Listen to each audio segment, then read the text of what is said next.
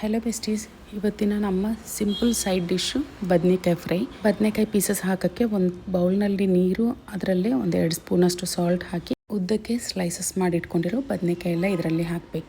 ಒಂದು ಪ್ಯಾನ್ನಲ್ಲಿ ಸ್ವಲ್ಪ ಆಯಿಲ್ ಬಿಸಿ ಆದ ನಂತರ ಸಾಸಿವೆ, ಜೀರಿಗೆ, ಅರಿಶಿಣ ಪುಡಿ ಸ್ವಲ್ಪ ಹಾಕಿ, ಶುಂಠಿ ಬೆಳ್ಳುಳ್ಳಿ ಪೇಸ್ಟ್ ಅರ್ಧ ಸ್ಪೂನು, ಹಾಗೆ ಕರಿಬೇವು ಸೊಪ್ಪು, ಒಂದು ಮೀಡಿಯಮ್ ಸೈಜಷ್ಟು ಈರುಳ್ಳಿ ಉದ್ದಕ್ಕೆ ಸ್ಲೈಸಸ್ ಮಾಡಿ ಇಟ್ಕೊಂಡಿರೋದು ಹಾಕಿ ಇದೆಲ್ಲ ಫ್ರೈ ಮಾಡಬೇಕು.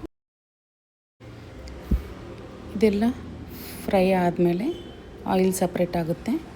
ನೆಕ್ಸ್ಟು ರುಚಿಗೆ ತಕ್ಕಷ್ಟು ಉಪ್ಪು, ಹಾಗೆ 1 ಸ್ಪೂನಷ್ಟು ಖಾರ ಪುಡಿ ಹಾಕ್ಕೊಂಡು, ಇದರಲ್ಲಿ ಬರೀ ಉಪ್ಪು ಖಾರ ಅಷ್ಟೇ, ಬೇರೆ ಏನೂ ಹಾಕೋದಿಲ್ಲ.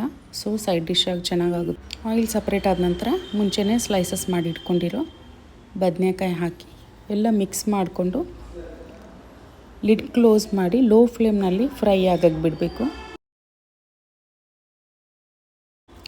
ಮಧ್ಯದಲ್ಲಿ ಲಿಡ್ ಓಪನ್ ಮಾಡಿ ಕಳಿಸ್ತಾ ಇರಬೇಕು ಬದನೆಕಾಯಿನ.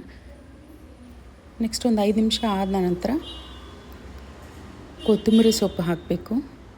ಅದಾದಮೇಲೆ ಮತ್ತೊಂದು ಸತಿ ಲಿಡ್ ಕ್ಲೋಸ್ ಮಾಡಿ ಬದನೆಕಾಯಲ್ಲೂ ಕುಕ್ ಆಗಬೇಕು. ಹಾಗೆ ಕುಕ್ ಆದ ನಂತರ ಆಯಿಲೆಲ್ಲ ಸಪ್ರೇಟ್ ಆಗುತ್ತೆ. ಆವಾಗ ಬದನೆಕಾಯಿ ಫ್ರೈ ರೆಡಿಯಾಗಿದೆ ಅಂತ. ಈ ಸೈಡ್ ಡಿಶ್ಶು ತಿಳಿ ಸಾರು ಹಾಗೆ ರಸಮ್ಗೆ ತುಂಬ ಚೆನ್ನಾಗಿರುತ್ತೆ.